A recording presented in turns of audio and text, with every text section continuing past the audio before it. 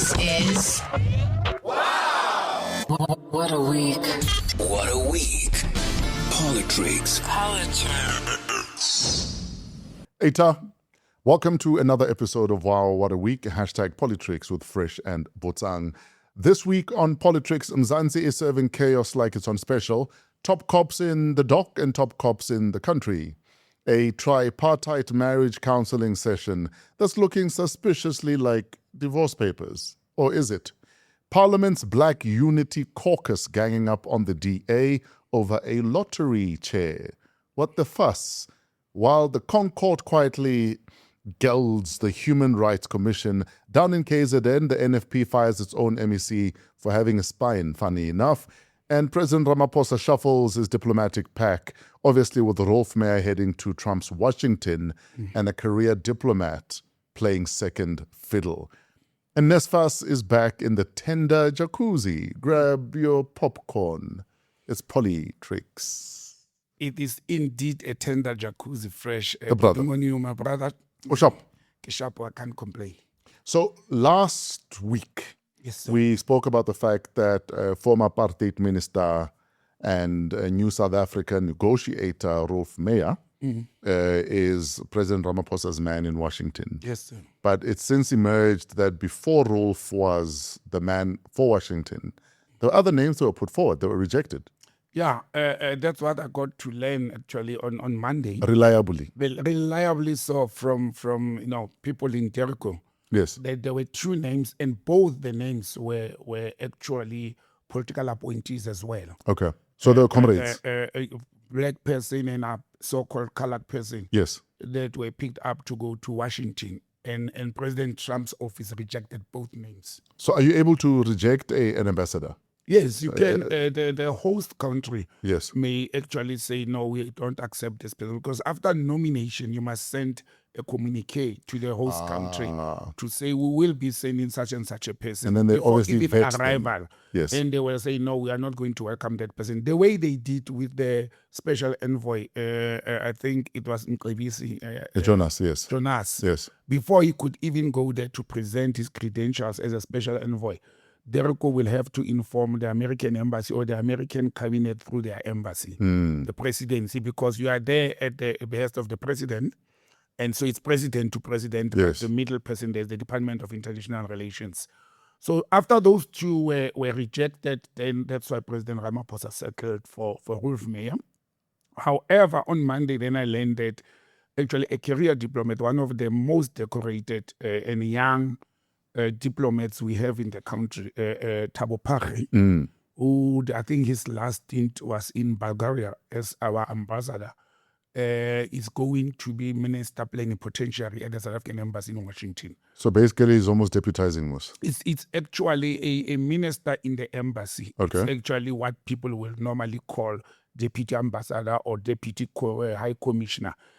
That's not the official title. The official title is minister plenipotentiary. So actually the runaround person, you actually the person who's doing the actual job. So it's a DG of sorts. It's a DG of sorts, even higher than that. But Yes. it's not on all diplomatic missions where you have a minister or a deputy. It's not all. No, it used to be called the Big Five, but now I think it's about 10 big embassies we have abroad. And they will have a ministers like London, like Berlin. They will have a position of a minister. And Washington is one of them. I think Japan has a minister, China definitely, and Russia. So Thabo Pare is going to be the deputy ambassador or the minister plenipotentiary. Now, what does it say to us? It's actually saying to us, Thabo Pare or Ambassador Pare will be doing the job while Rolf Meyer will be massaging. As I presumed last week. But is that a bad combination though? I don't think it's a bad combination. Remember, I've been lamenting that why don't we deploy a career diplomat to Washington to be able to do the actual work? And unfortunately, the position of Rolf Meyer will just be ceremonial and to keep Trump, calmer, because that he will be seen as the main diplomat there, while actually the person who's doing the actual job is a career person. So I think... So Thabo will be doing the heavy lifting. Exactly. I also think it covers or it addresses what I've been fearing Yes. that we are sending somebody with a history that is so not glamorous to can go and iron out differences that came as a result of racism and lies. I was going to say, though, it almost makes sense to send a former minister of a racist government to represent you The in a racist country administration. of a racist administration. So surely it almost makes sense. To calm the things, yes. But yeah, I think it's a very good move. Thabo is young, is in his 50s. And like I said, he's a very seasoned diplomat. He has done very well as a career diplomat. And he's at ambassadorial level. You know, he has served as an ambassador. As someone who served in the diplomatic corps yourself, as a career diplomat, if you were told that, okay, it's you and Ntate Meya, at a career diplomat and personal feelings and emotions level, how would it make you feel? You know, Fresh, you're asking me to personalize this.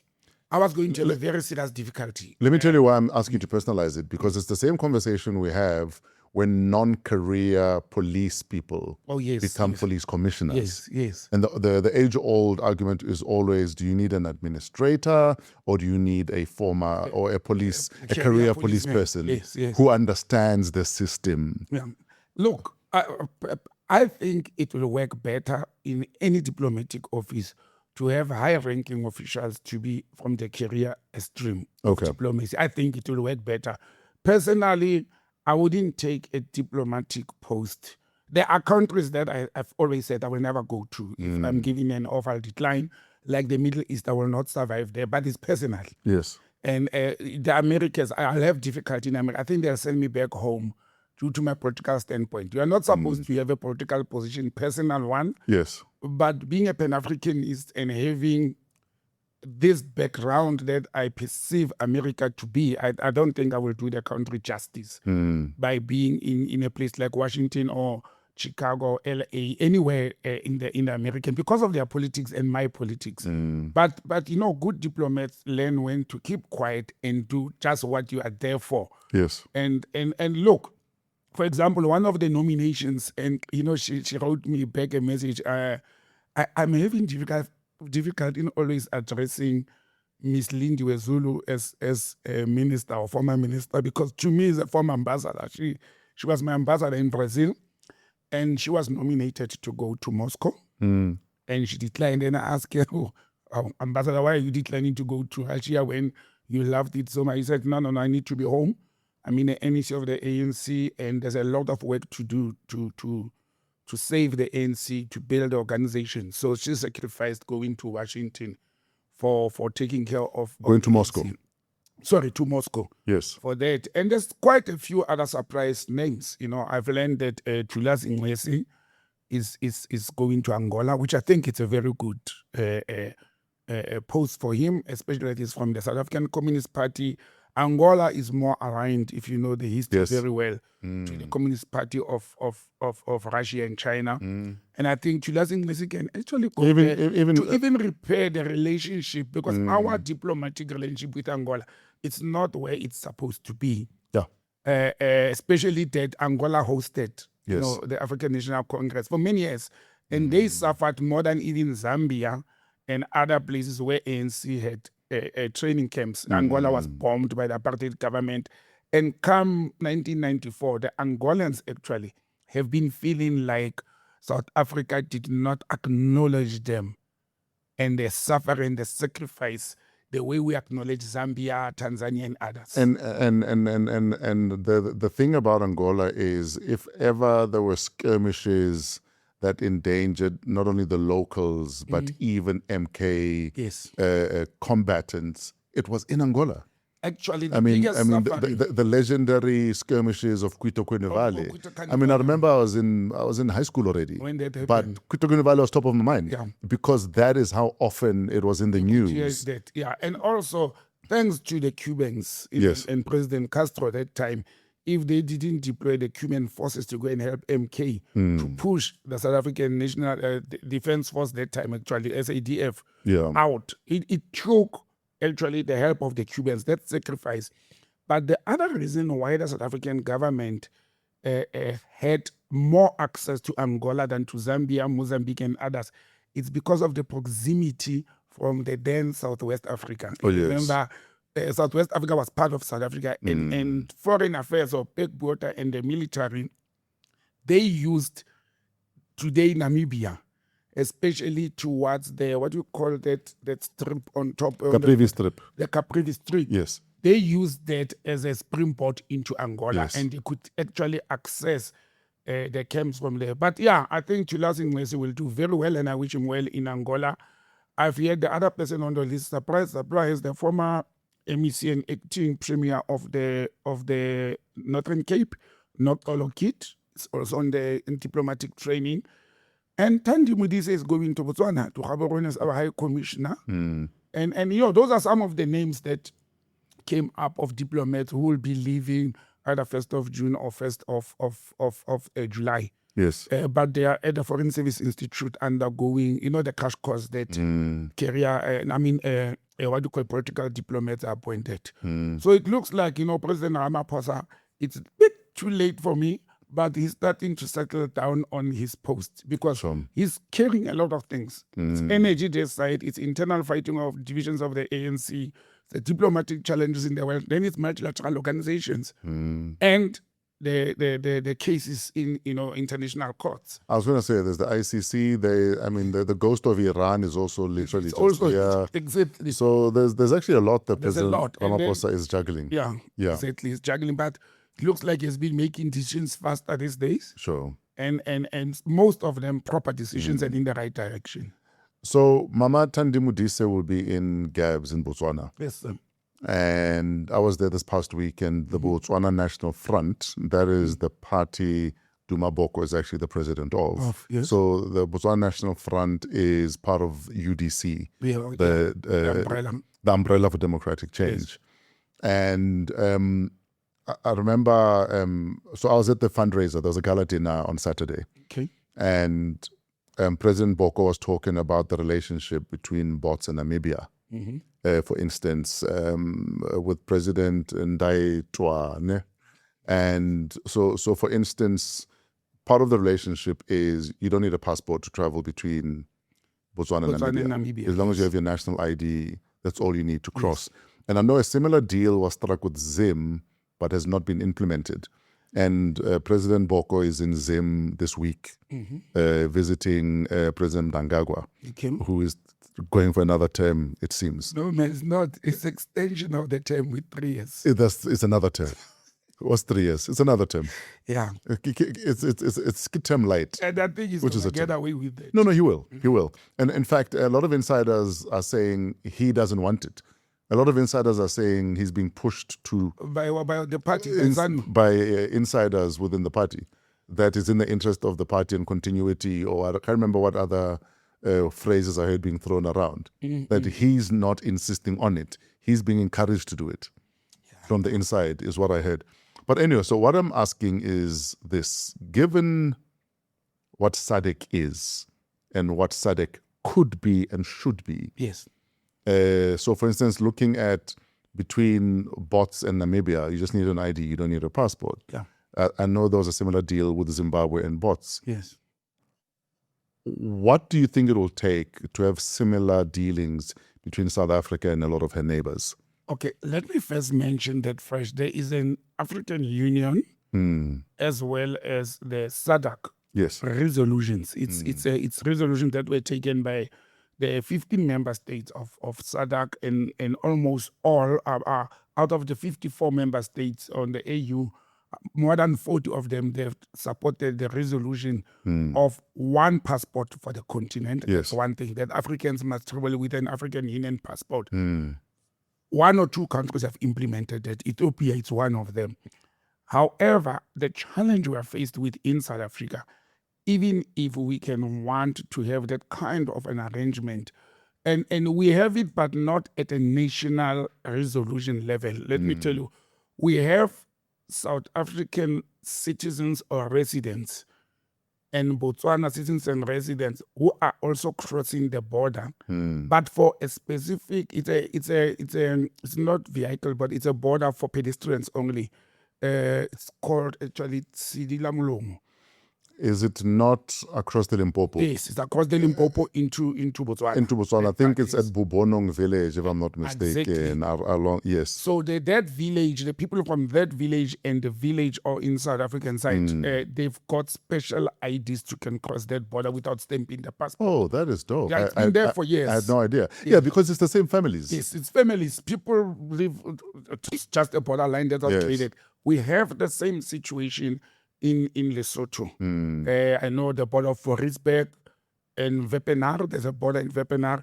We have the same situation where Basotho residents or citizens and South African resident citizens, because of even school children traveling every day, because it's like 2 kilometers from one village, from a school, from home to school. So you can't be expecting the kids to be stamping their passport. So there is that arrangement that South Africa has for such situations. However, with Zimbabwe, this has been on the table as part of SADC as well. Yes. To say, why are we not doing the same? And Namibia would have been easier. Absolutely. Because most of Namibians carry dual citizenship with South Africa. But then South Africa intervened that to introduce the Zimbabwe permit, the ZTRs or ZRPs. Yes. And that was abused a lot. I don't see Minister Schreiber acceding to that, or Home Affairs acceding to that kind of free movement because of the abuse of those movement of people between the two countries. Look at the situation whereby a former president, the late President Mugabe's son, was illegal in South Africa. And because he abused the 90-day no visa movement between the two countries. And I think it's good. It will be good to have such. Look, I don't think Namibians, Botswana and Basotho, even Maswati, really do need visas. And I'm mentioning those countries why somebody may say I'm discriminating, but because they are SACP member states, the South African Custom Union, whereby if you move between the SACP member states, except Botswana, the currency is equal and the same. You know, Malut in Lesotho, Elangeni in Eswatini, rand in South Africa, and the Namibian dollar, they are equal. They are actually based on the South African rand. Botswana is only one of the SACP member states that has a currency that's an international market on its own pool. So it will be easier and ideal for the SACP member states to primarily consider this movement of people between the countries without passports because of the frequency, because of being the same custom union. Sure. Understand? And the only challenge from my experience we would have is neighboring countries like Eswatini being abused by, for example, I don't say it's happening by Mozambicans moving to Eswatini and using that advantage, or even residents in there. Okay. So we have to tighten our borders to control such, but it could be helpful. What about a SACP Passport. Not even a passport, but currency? Come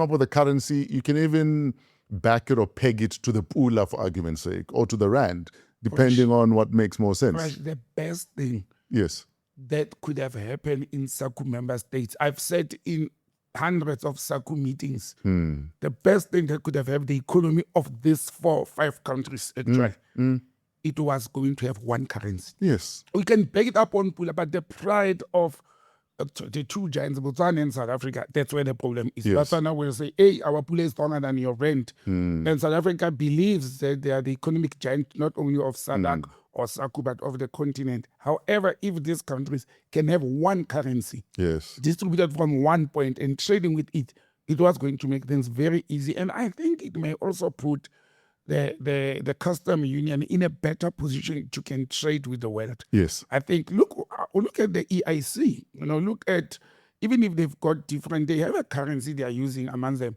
The EU has set a good example with the euro. I don't know what's wrong with the political leadership when you already have blueprints, in terms of trading, in terms of conducting business. To say, let's have one currency and do away with these multi-currencies. I will be one of the first people to support that. Let's go to the courts. Yes, sir. National Police Commissioner General Fani Masemola finally got his day in court. Yes. Because initially it was a subpoena. Yes. Now we know that he's on the charge sheet. The charge sheet, yeah. What should happen next? Procedurally, that's why General Masemola, the National Police Commissioner, said his fate is in the hands of President Ramaphosa. Absolutely. Remember that commissioners are not appointed by ministers, by ministers like DGs. They're appointed by the head of state. And normally, procedurally, President Ramaphosa is supposed to be putting General Fani Masemola on suspension or paid leave until this matter is So cleared. why would you think it's not happening? Look, first, it only happened 2-3 days ago. We may get something before the end of this weekend. What surprised me, and it's of concern to me personally when I followed that case, no? I do not know how did the NPA or the police put non-compliance or non-adherence to the PFMA, which is an administrative error of fault, on a criminal part of money laundering, tender fraud, and all that. If you made a error of judgment by not following process, and we haven't proven that, that's the allegation and the charge of the PFMA. I know of a rule where a person has made administrative error of judgment is being criminally charged. And it's very tricky. Why did the NPA go that route? But that's what is supposed to happen. And he's also been clapped with the 14 others who were facing criminal charges, and there were clear records of 14 other members of Saps opening or colluding with criminal cartels to can get tenders, whether it was the police tender that for training and all that. But why is it clapped together? I do understand why General Fani Masemola is facing that charge of the not adhering to the PFMA because he's the accounting officer. Yes, he's the chief accounting officer. But we will have to wait for President Ramaphosa to act. I think this is where President Ramaphosa must come and say, and this is Botsang Wilwa's view, that President Ramaphosa must come and say, I don't have a convincing case in front of me that he should be placed on leave. However, the risk is, if he doesn't suspend him, he's a National Police Commissioner. And this is a crime or alleged crime committed within the police service, a tender of the police service. So he may influence not the court, but the investigation. But he often argues that I am not guilty, I've done nothing wrong, and if anything, I'm the guy that stopped the tender in the first place. And you see, this is where I also comment General Fani Masemola, that when he became aware of maladministration and wrongdoing in awarding that tender, he immediately, he didn't waste time, he started by doing an internal investigation. A month or two after that, he then suspended that tender. So he put corrective measures into place when it came to his attention that it was not awarded properly. But we'll hear as the court papers unfold. Don't you think his argument will also be that up to where I realized that, okay, maybe we need to stop the awarding of this tender, or we need to cancel the tender or review it, that all the decisions he made up to that point were based on information that misrepresented the facts in the first place? Surely that's going to be his argument. Yeah, definitely. If your lieutenants, those who are heading supply chain, those who were, conniving with cartels to give them prices, to augment prices, it's going to be his defense. But he will have, unfortunately, to prove it to a court of law. We, as the public court, we may have different opinions. And this is happening, sadly, when the police are in the spotlight. You know what is my fear about this political? I fear that there may be a pushback by the other side. And when I say the other side, I'm talking of, for example, Becky Tele, Senzo Mkung and all that. And why I'm saying this fresh, I observed last week, I think it was on Sunday, when the provincial commissioner, the suspended provincial commissioner of Saps in Mpumalanga province, Mayor Defnisi Makaleng, did a press conference, more like what Lieutenant General Mkhwanazi did in July last year. She did a press conference. She's on suspension. She's been on suspension for almost 4 years. And alluded, it was like adding fire, because we knew that Commissioner Fani Masemola was going to court on Monday or Tuesday. So on Sunday, Lieutenant General Semakalen decided to have a press conference and implicated Becky Cele, the previous police commissioner, to the tune of minister, 5 million 5 rand. million, and even General Masemola to say he interfered a lot. But I also think the police commissioner of Mpumalanga couldn't read the room. That's why I'm suspecting it may be the other group that is responding to, because there are just factions in the police service, which is not supposed to be, especially the top brass. They may be responding to say, even this general is not that clean. But I think she missed the opportunity to go to the ad hoc committee and to go to Madlanga Commission that is already looking at misconduct. Because that's going to be my next question. To what end was she doing this? And that's very questionable at a very critical stage. Why am I saying it's critical? The ad hoc committee has completed its job. They're busy compiling the report, which is due in July. The Madlanga Commission, it's almost towards the end of the process. They asked for extension.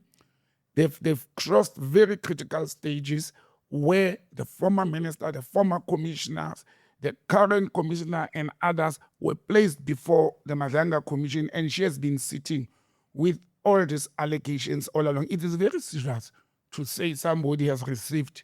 And you also have the date, the place, that Masemola has received 5 million bribery to can do away with the case of the murder of Mr. Mohlala in Mpumalanga, the Mbombela consortium of developing the stadium and other construction and police work. Those are serious allegations. She missed an opportunity to could have presented that before the Madlanga Commission. Already there, and the story that, but Mkwanazi did the same and we clapped hands, we welcomed it. Why are we not doing this? I'm saying it's good that she came out. But she better have receipts. She better have receipts. Yes. Understand? But these are damning allegations. Everything that Nhlanhla Mkhwanazi said on the 6th of July 2025, it has become true and beyond. Everything that he alleged in that press conference, and we find out more. She better have receipts, evidence, material, records of what transpired. Because in absence of that, she is going to be seen as a bitter person who is trying to fight her suspension. And the timing is very important. Last week, me and you, we spoke about the art of all knowing when to do what. I think her timing was wrong. The best thing she could have done, she could have went to Madlanga Commission and say, I want to add, or I'm raising my hand. But I'm expecting the Madlanga Commission to call her in, actually, to come and question her, because this is linked to the mandate of that commission. Yes, absolutely. But there's quite a lot happening in the police. We saw only 2 other groups appearing before the courts, the Ekurhuleni leadership. But that was not linked to the Madlanga, though. Surprise to us. Last week, Saturday, Ekurhuleni Police Deputy Chief, Commissioner Julius Mkhwanazi was arrested.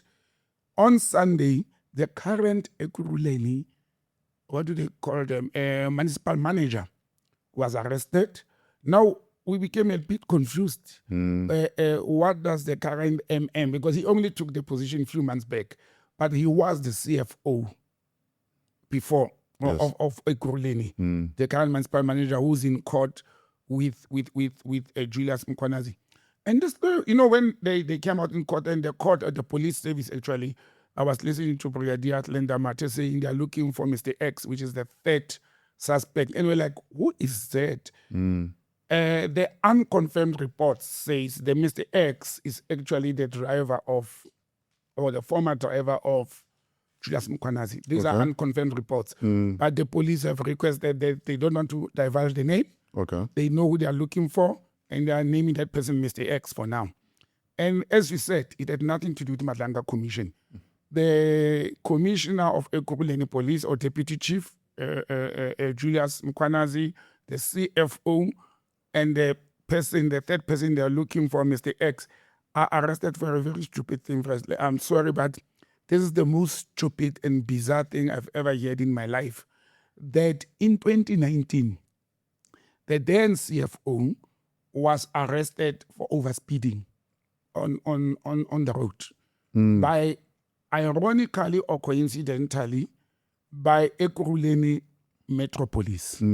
At that time, he was not yet the CFO of Ekurhuleni. He was not in the municipality as the CFO. So what happens is the man gets arrested. He goes to police cells procedurally for overspeeding, and is released on bail. He's arrested Friday or Saturday. He's released on bail. On Monday, he's supposed to appear in court. He fails to appear in court. And then the case gets postponed and a warrant of arrest is issued. Then he came with a medical certificate to say he was sick that Monday, the usual practice. The court accepted the medical and they set a date now to say he must come on a certain date. Coincidentally, we hear in court or on court papers and docket that the next date he was given by the court is the date he was going for interview for his CFO post. So they clashed. A normal person would have asked the court to say, I've got an important job interview, not to say the court is not important. Or you change your time of interview and make an arrangement. Guess what they decide to do according to the allegation and the court papers? They decide to get the third person, Mr. X, to impersonate the CFO. So a third person appeared in court as the then or CFO. It's like, Fresh, we are arrested. I help you to bring my driver. My driver appears in court as DJ Fresh. As me. Yeah. And not once, 3 times. Yeah. The first time reminder, the second time the pleading, the third time the sentencing. And guess, Fresh, what is overspeeding? What kind of offense would you fear to go to court that you even risk your reputation, your career, and all that? And the guy was sentenced to do community service, to go and clean an orphanage 10 times. They only, according to the record, they went once. But who went? It is the CFO in inverted commas. So how do we expect the courts to deal with fraud at this level?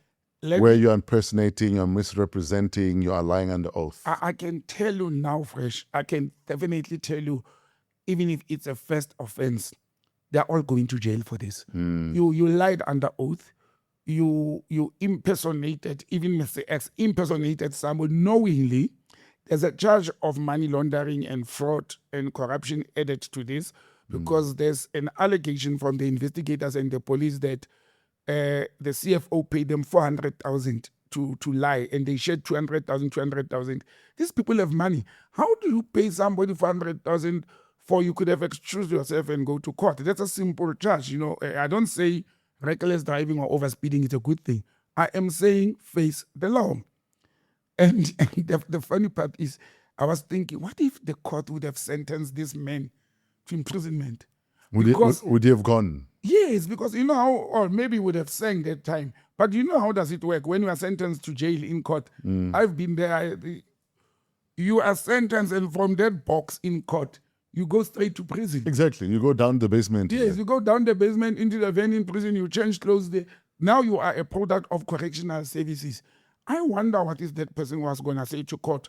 Look, it also begs me to question the National Prosecuting Authority and South African Police Service. Why did it take from 2019 to 2026 to realize that the person who appeared in court was not the person who was arrested? What was happening? I understand in Ekurhuleni that a commissioner or deputy chief Mkwanazi would have covered his friend. Yes. I understand that part. But Saps and NPA in doing due diligence or their work, how come it took them 6 years to discover that, no, man, this guy who was in court on such and such a day, he was also at the same time having an interview for a job.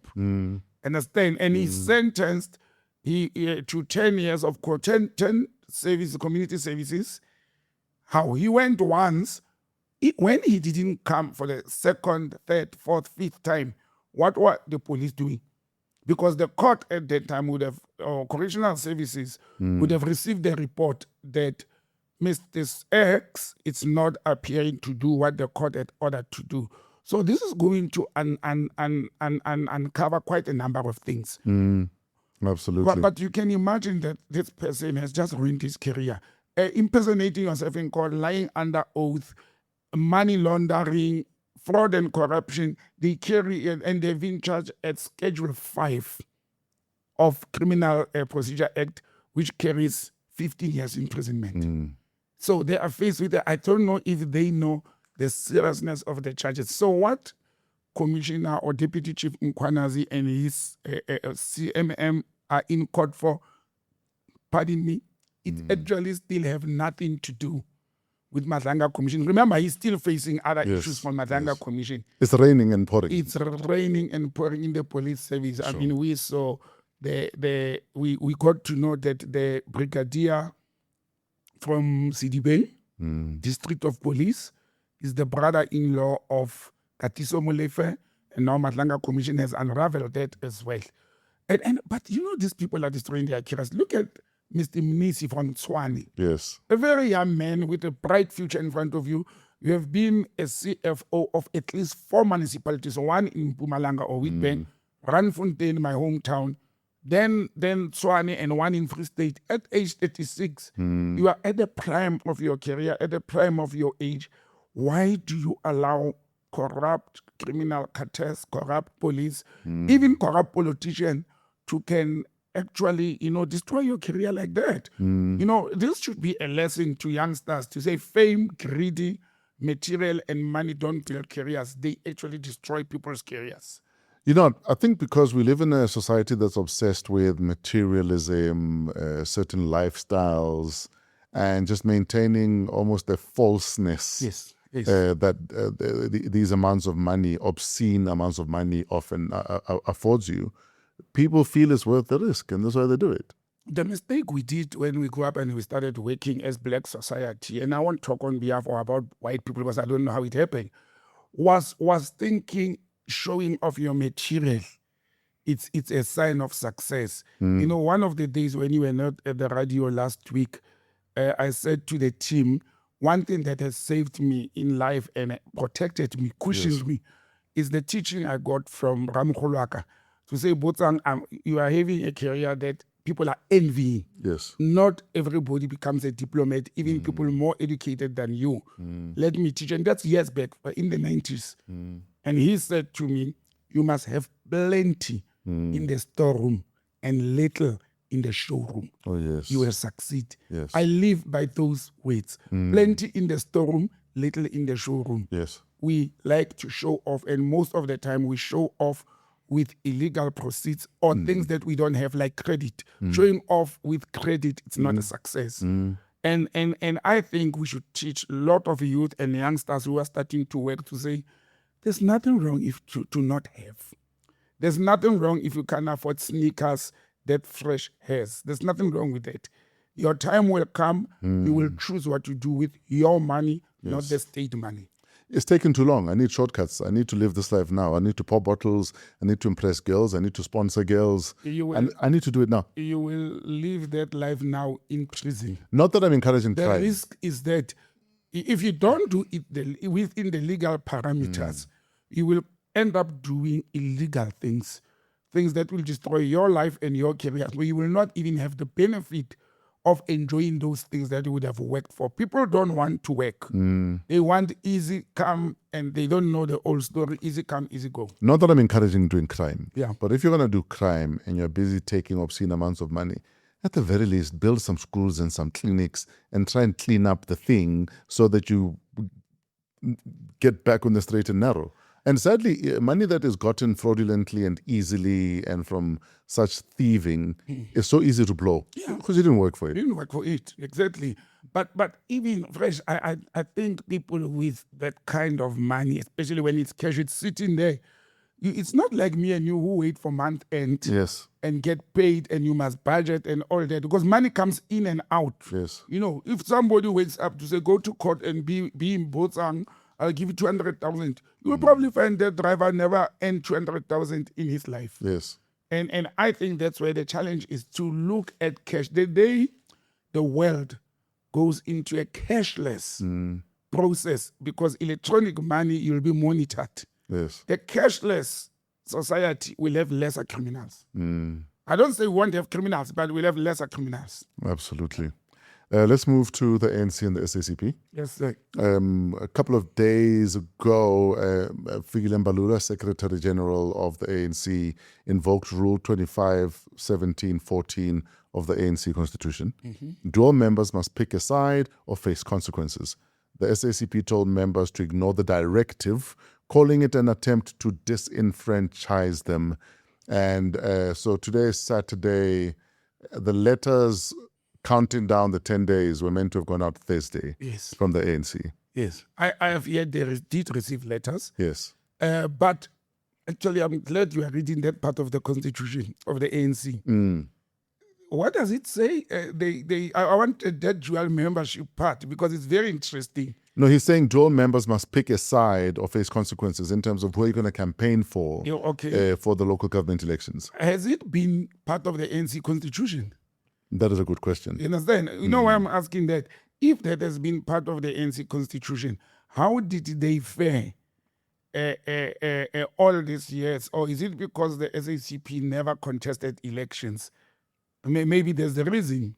So the ANC's directive is grounded in Rule 25.17.14 of the party constitution, which prohibits members from campaigning for another political party. Oh, okay, that is the campaigning. Yes. And I think that's the same rule they used against Jacob Zuma when he said, I am campaigning for Umkhonto, but I'm still a member of the ANC. Okay, that's fair. So you can have dual membership, but you can't but campaign. You can't campaign for another party. For another party, including the one you're dual membership in. What is the purpose of having dual membership? Because 1 year I want to choose who I want to agree with, another year I want to choose another one. What is the purpose of having dual membership? And then you are not allowed to take to play sides. Are you saying that perhaps this might come back to bite them because this rule is about us? Yes. And that we can be members of one another. Yeah. And we've been campaigning for one another. Together, yes. But now you're saying I can't anymore. You can't anymore because... But a precedent was set already in that it's been happening. It's been happening. Remember, like I said, maybe it is because the South African Communist Party has never contested elections. That is actually where we are. Yeah, that's where we are. But I think this, look, one, the ANC, it's late with this decision. The minute Mr. Soli Mapaila announced this last year already, actually it was not even last year, if you recall, it was at the formation of the Government of National Unity.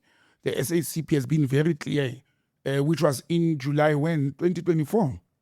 The SACP has been very clear that we are not supporting this GNU with the DA. We are a communist aligned to the African nationalists, and we cannot be seen to be going to bed with the DA. The ANC either they undermined the Communist Party, and they never thought the Communist Party will go to an extent of even contesting elections. Yes, especially local government elections, and only they woke up when it started, contesting in by-elections in some wards in the last 1 year, and they realized these people mean business.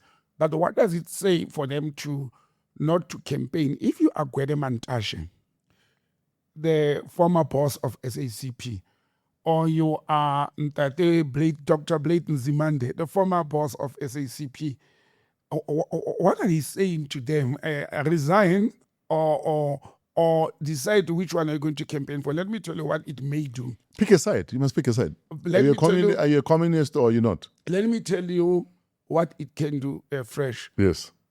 It may actually cause more damage to the ANC because influential voices and faces like Gwede Mantashe and Blade Nzimande, they may decide, I am not campaigning. Remember, it doesn't say resign from the organization. Yes. It says, choose who are you campaigning for. And if you're going to campaign for the South African Communist Party, we don't want to.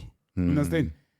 those who are communists, and there's many. I mean, I've got family members who are SACP members. So I could say I'm busy, I'm not going to be on the campaign I'm not trail. going to be on campaign trail. Yeah, but you're expected to campaign for a party. But you keep quiet. What if you Aren't your obligations that as a member of the party or any organization, the minute we need votes or to sway people, you need to go on the campaign trail? Okay.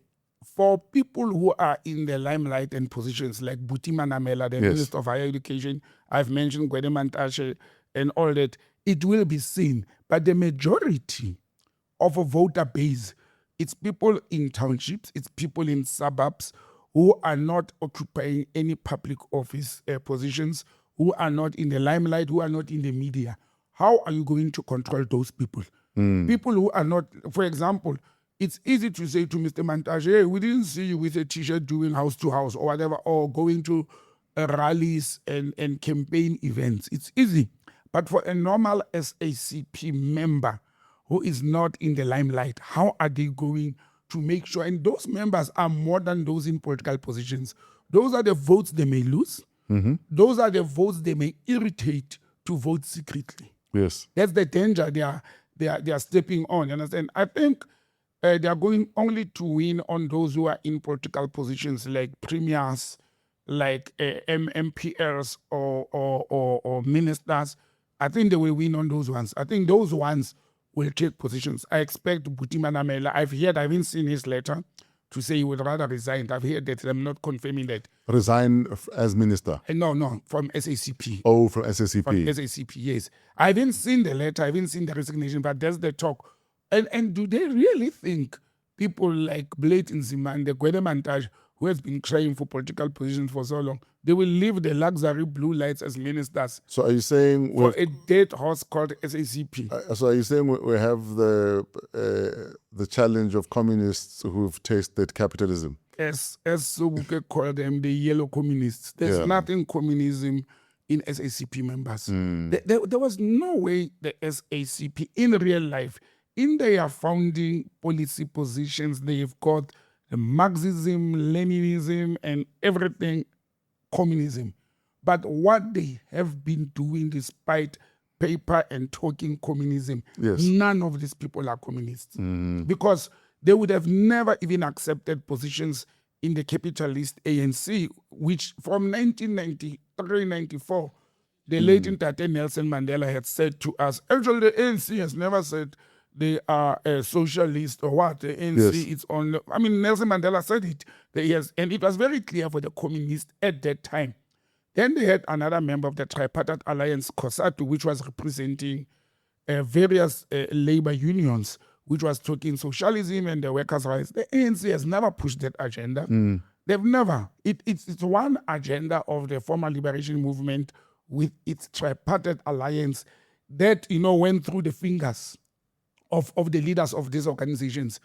I look at when Zwelinzima Vavi, who was the member of the Communist Party and COSATU, when he left to go and form another trade union, leaving COSATU after almost 8 years in that organization. That was a wake-up call at that time. Understand? Almost every year, every election year, the South African Communist Party has been saying, we are going to contest elections. The ANC is no longer carrying driving the vehicle of the liberation struggle, communism and socialism well. They never did. The ANC has never been a socialist or communist organization. The fact that they were trained militarily by the Russians, the fact that they've been associated with the founders of SACP, like the late Joe Slovo, who was the Secretary General, the fact that they had leaders and of SACP who were chiefs and kings, never made them communist or socialist. They were never. The other reason the Pan-Africanists broke away from the ANC to form PAC in 1959, it is when they realized, the Sobukwes, the Motupens, Masemolas, and others, it's when they realized that, no, man, this vehicle that we are on is talking African nationalism, but they're not. They're not. And Sobukwe saw that, 1959, how many years? And, almost 8 years. And only now, people are starting to say, but ANC was never sure. And the ANC never lied about it. They lie about a lot of things, but they really never lied about, so they may sing socialism, talk when they are sitting with their yellow communists, but they've never said they're a socialist or communist organization. So they've been telling the truth. Sure. That's why I'm saying the SACP, I think this is the death of the SACP. This is the end of the SACP. I don't think they will come out of these elections with anything tangible to can sustain the organization. Sure. I doubt it. All right. Let's move to Parliament. What's happening in Parliament? The Lottery Board shortlist Oh, yes, yeah. was adopted 28 to 59 after the EFF called a division to expose DA's racism. And the House rang with cries of black unity and run racists, run. Same week, the Concord ruled that the South African Human Rights Commission cannot issue binding remedial orders and must go to court to enforce its findings. But the Concord, let me start with the last one. The Concord frustrates me fresh. Yeah. That's the, and I think they should have clarified our constitutional court to say it exists in giving guidance, not in making decisions. Okay. They keep on sending majority of the cases, if you check the record, that end up in the Concord. Majority of them, they send them back to the High Court. So they are like an advisory board of constitutional court judges to say, no, this is the right way of doing it. They don't make, it's very rare where they make abrupt decisions that are very clear to say is wrong or right. They send things back to the High Court, which wastes time, and it's punitive to the society or the people. Because now people must go back to the court and the court must go and vent on what is right or wrong. And let me show you the controversy. The same Concord, when the former public protector advocate Busisiwe, no, it's not Busisiwe, it was the one before Busisiwe Mkhwebane, when she made the ruling as a Chapter 9 institution. She made the ruling and the Concord came to a conclusion that Chapter 9 institution like the Public Protector's Office are binding. Yes. Now the same Concord comes and say, of course with explanation and detailed legal connotations, are saying the Human Rights Commission, which is a Chapter 9 institution, its findings or recommendations are not binding. Why are we having double standards when the Concord comes to that? That's something that one has to go and read that decision of the Concord. Why are the recommendations of the Human Rights Commission not binding the same as the Public Protector? I know there's a legal technicality they are mentioning there to say the one of the Public Protector, it was binding because of the constitutionality. So there's a whole legal terminology used there. But it says to a eye of a general person in South Africa, not a legal expert. It says to our eyes, the Concord is not sure or it's biased in making its decisions. It depends which case was placed before the Concord. Who becomes important. Then you look at the issue, going back to Parliament, the vote that's taking place, how the children of Tambo have come back together in Parliament to vote against the Democratic Alliance. There's been, in the last 2-3 weeks, between Jacob Zuma, Julius Malema, and some people, remember they even mentioned Panyaza Lutsufi. It was that week when the Premier of Gauteng appointed an EFF leader as the MEC of Finance. There has been talks, and Julius has alluded to the fact that there's a possibility that after Ramaphosa shifts come 2029, we may see the EFF controversies and EFF and ANC coming back together. This talks has been simmering in the last few weeks politically in South Africa. And we saw it in Parliament taking the DA out. The DA is member of the GNU. When it suits them, they are members of the GNU, they will work hand in hand with the ANC. But the EFF calls this a racial move because the only reason that the DA did not like the list of the shortlisted or to be appointed board to the Lotteries board. It's because it was predominantly black.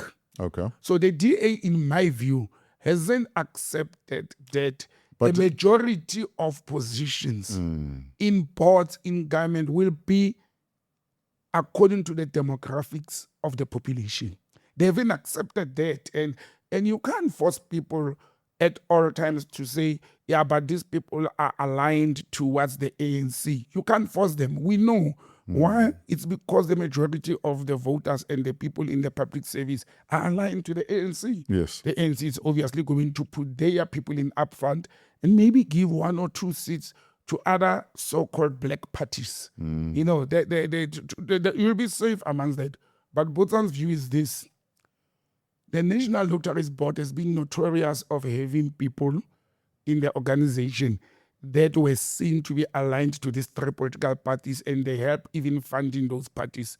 So when money is being siphoned from the National Lotteries Board, whether legally or illegally, it will find its way in supporting these 3 political parties, directly or indirectly. That's why they will want to keep hold of the board of directors. Sure. But coincidentally, during this debate in Parliament, as well as the Concord decision towards the Human Rights Commission, the board of the Human Rights Commission was dissolved this week as well. You know, that's too much of a coincidence that after this Concord decision, then you dissolve that board. And we'll see in the coming week what is going to unfold. What I know is there's been a complaint from various organizations like Operation Tudula, like the EFF, like this March in March.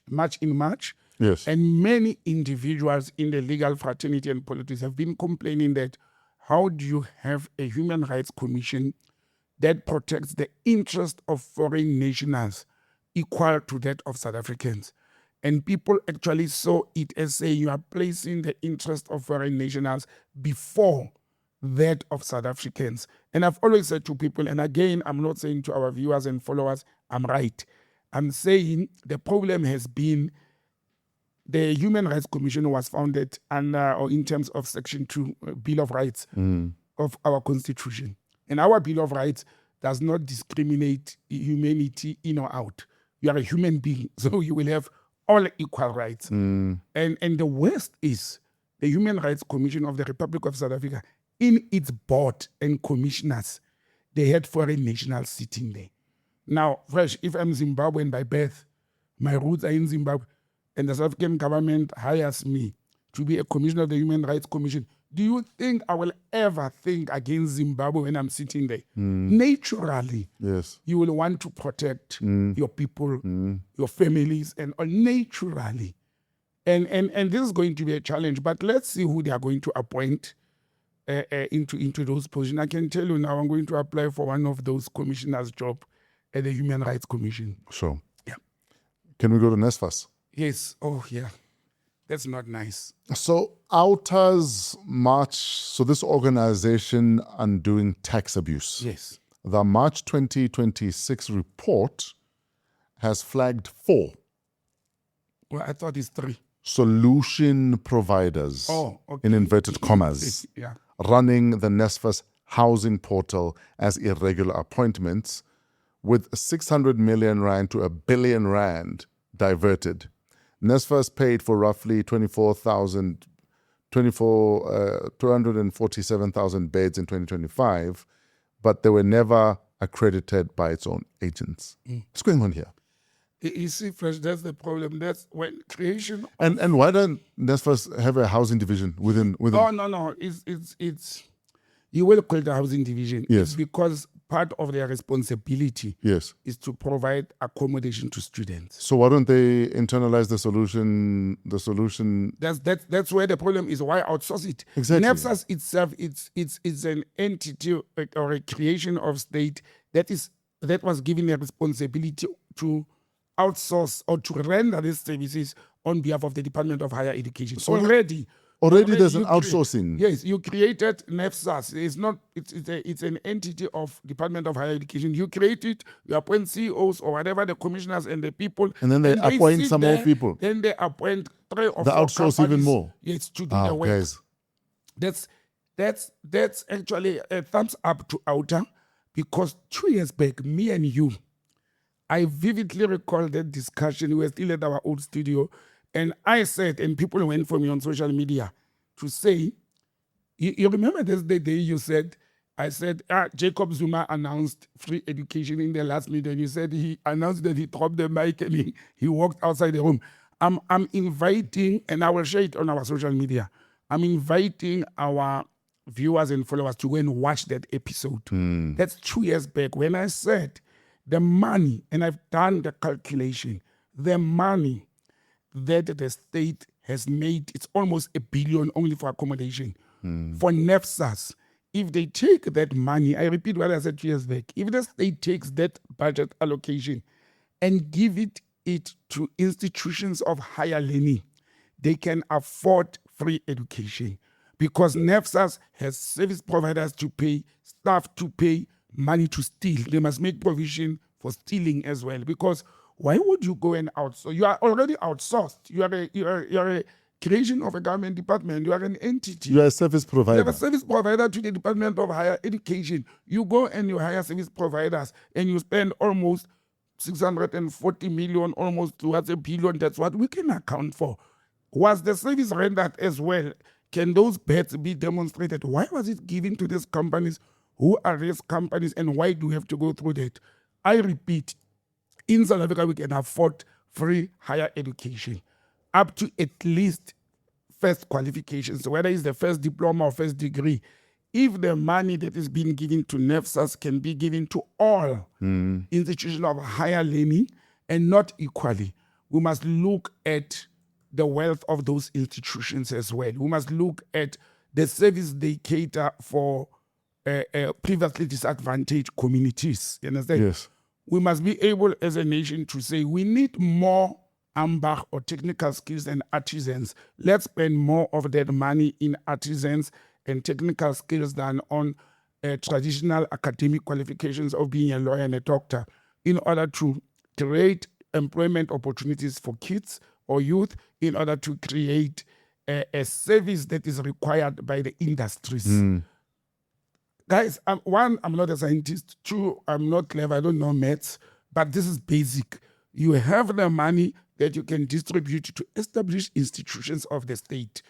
All these tertiary institutions, they report or govern or belong to the Department of Higher Education. Even private ones, they're still governed by the Department of Higher Education. Why wouldn't you distribute that 1 billion to those institutions that kids can go there with their ID, maybe a little bit registration fee, pay, and the school provides all those things? Because the school will know better. And like I said, they shouldn't fund, for example, and there's an example, they shouldn't fund Wits University or the University of Western Cape the way they will fund the University of Limpopo or the University of Johannesburg, because of population demographics and the needs of the people going to those institutions. They should fund them in terms of previously disadvantaged people, primarily. Secondly, they should fund them in terms of what the economy or the industries need.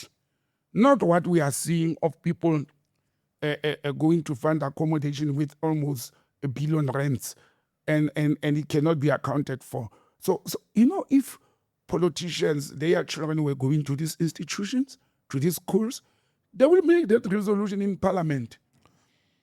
And I don't know, I don't know, but this is madness for me. In fact, Minister Godongwana says that government is spending 700 million rand on just the administration of Nsfas. Yeah. That could put another 9,000 kids through varsity. Yes. Just administration. 2 years back when I spoke about this, I even made an example to say an average university in South Africa, a child needs average standard university, like University of Pretoria, for example, you need an average of 44,000 rand per annum per student. I'm not talking luxuries and extras for a child to go to school. Imagine with 700 million, how many, that goes to admin. Just admin, yeah. How many kids we can put easily to school? 9,000. With seamless. 9,000. Amen. In fact, that's almost half of university students per annum. Minister Ngodonkwana, in fact, says Nsfas is supposed to be paying universities for student accommodation and everything else, but in turn, they've employed 3 other service providers to provide the service they were created to do in the first place. Why should we keep them? There are many people with sentimental attachment to Nsfas, and they are attacking me. I have learned that to be finance minister, you don't have to be loved by everyone. You have to go to state facts as they are. Mr. Gongangwana, if he was watching #Politricks on Wow What a Week, he would have learned this 2 years back. He would have heard us discussing it and breaking it down. But it's also surprising that the minister is waking up now when Outer is making noise about it. When Nsfas has been making reports, the quarterly reports, because that's what government institutions are expected to do every quarter. You must report to your funder, what have you done with the money? When Nsfas has been making a midterm reports every 6 months from the 1st of April to the 30th of September, what was the minister and his team doing? Couldn't they pick these things up? Couldn't they pick up that if there was proper monitoring and evaluation? You monitor if they are doing what they said they will do, and you evaluate if what they are doing it's in line with the government programs. What if they're doing with monitoring and evaluation? For me, it says the Treasury and the Department of Higher Education, they have failed to monitor and evaluate the work done by Nsfas, because if they were doing it properly, they would have picked this up long ago. Not when Outer, which is a civil society organization or movement, is making noise about it. What have they been doing? How come they didn't pick this up? Why is the minister surprised now and saying Nsfas is doing something they were not supposed to be doing with the money? Where is monitoring evaluation by the Treasury? Sure. So I think there's quite a lot of work to do. Sometimes don't create structures or entities that are going to create problems for you. Absolutely. And we have done that successfully in this country. We have created so many institutions. And also know where and when to pull the plug. And yes, there's nothing wrong in trying something to say in another country we learned it's working. When you realize it's not working, what did you do? We're becoming reactive instead of being proactive. Sure. But a good public administration process would have prevented quite a number of things. But having been the public sector, I'll tell you why it's not happening. It's because everybody's eating. Yes. The one who's supposed to watch the other one is being given ice cream. It's like a cone ice cream. You suck, you give to the next one, sucks, and everybody's eating. Just that others eat more than others. That's why a lot of black people are saying the BEE, especially not to individuals but to companies, it has succeeded in creating a few elites. Yes. A few black elites benefited through their companies on the BEE process. And service delivery suffers. So the service delivery suffers if you are becoming rich. Yes. We cannot applaud such. Absolutely. You can't. We need to applaud the time. It's finished. Okay.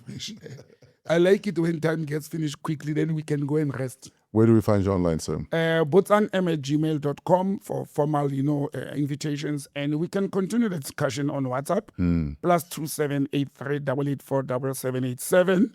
And on social media, I am Botsang M at all social media handles. Fresh. Sure. From Fresh and Botsang, thank you for hanging out with us on Wow What a Week, #Politricks. We are a part of the Africa Podcast Network. Email us at waw@africapodcastnetwork.com. Coming to you from Discover TV, Let Them Be Your Stage. Our executive producer, Kelezo Modisakeng. Thank you for tolerating us every single week. And Trevor and his crew at Pezulu Works, they do all of the cinematography. Most importantly, you for tuning in, for liking, for sharing, for subscribing, and for interacting in the comments. Until next week, have a wow week in spite of yourselves. We're out of here.